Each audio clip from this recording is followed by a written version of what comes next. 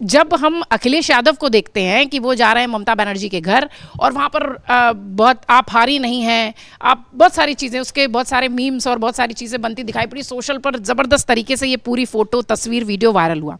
क्या ऐसा तो नहीं है कि ममता को कमज़ोर होता देख एक अलग इच्छा जाग रही है अखिलेश यादव के मन में? नहीं, अखिलेश यादव के सामने चुनौती तो दूसरी है। अब तो उनको बंगाल के बाद अपना किला भी ढहता हुआ दिखाई दे रहा है, तो उनके लिए तो ये बहुत ज़रूरी है कि वो इस तरह के ब्रेवाडो पोस्चरिंग करें और दिखाएं कि वो बहुत मजबूत है आज की डेट में। आपने जो इंडिया गठबंधन की बात की, डेफिनेटली इंडिया अलायंस है वो अब एक नए दौर से गुजरेगा और वो हमें एक तो बिखरता हुआ दिख रहा है। डीएमके ने ऑफिशियली अनाउंस कर दिया कि वो अब कांग्रेस वाले अलायंस का हिस्सा नहीं है, वहाँ नहीं बैठेंगे, उनके बगल में भी बैठना नहीं पसंद करेंगे। उन्होंने स्पीकर को चिट्ठी, कर्णी मोइन ने बाकायदा स्पीकर को चिट्ठी भी लिख दी है कि उनको अलग सीटें दी जाएं। तो इंडिया गठबंधन का अभी फिलहाल वैसे भी कोई ज़्यादा स्वरूप तो था नहीं। लोकसभा इलेक्शन के बाद से हमने उनको किसी भी इलेक्शन में, जो स्टेट इलेक्शंस हुए हैं, साथ में लड़ते नहीं देखा। एक दूसरे के खिलाफ ही ज़्यादा बातें करते सुना।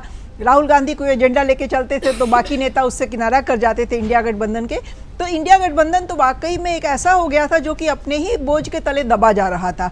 अब कम से कम हर पार्टी खुल के अपना जो अपने इंटरेस्ट की बात है वो सामने रख रही है, इंक्लूडिंग कांग्रेस।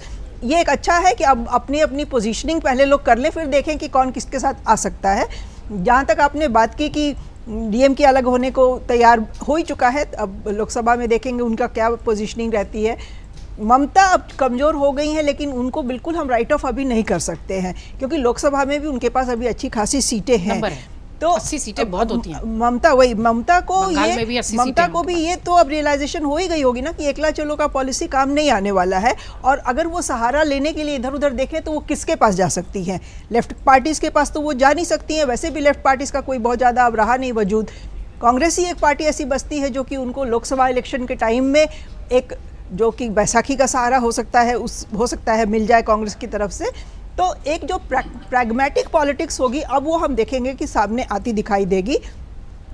हर पार्टी अपने वो जो स्वॉट एनालिसिस होती है ना, स्ट्रेंथ भी है, वीकनेस भी है, अपनी ऑर्गेनाइजेशनल कैपेसिटी भी देखते हैं, तो वो सब देखते हुए वो सब देखते हुए अब अपनी आगे की स्ट्रैटेजी तैयार करेगी, जो मुझे लगता है कि देश के हित में जरूर होगा। क्योंकि अभी तक बहुत कन्फ्यूजन था। अब कहने को इंडिया अलायंस में थे, स्टेट में एक दूसरे के अगेंस्ट में लड़ रहे थे, कोई खुल के एक दूसरे के साथ भी नहीं थे और अलग भी नहीं थे। हाँ, साथ नहीं थे, अलग भी नहीं थे, एक दूसरे के खिलाफ बयान भी दे रहे थे, फिर क्लेम भी कर रहे थे कि हम साथ हैं। तो ये एक बड़ी उहापोह वाली स्थिति थी, जो कि अब क्लैरिटी आएगी। मुझे लगता है कि अगले लोकसभा इलेक्शन से पहले उसमें क्लैरिटी आएगी।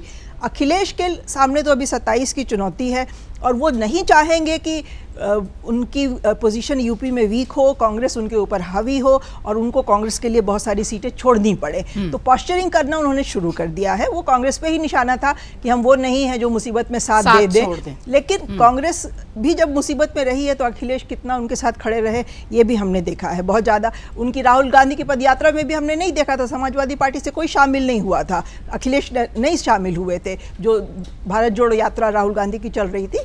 तो ये एक दूसरे की कमियों पे अभी तक ज़्यादा निगाहें थी, अब एक दूसरे की मजबूती पे भी निगाहें होंगी और उसमें आगे प्रैक्टिकल अप्रोच क्या कहता है ये देख के हर पार्टी अपना स्टैंड डिसाइड करेगी, जो कि एक अच्छी बात है क्योंकि एक नेशनल फुटप्रिंट तो होना ही चाहिए ना ऑपोजिशन के नाम पे। अगर आप ये वीडियो YouTube पर देख रहे हैं तो हमारे चैनल को सब्सक्राइब कर बेल आइकन दबाएं और Facebook पर देख रहे हैं तो हमारे पेज को लाइक करें।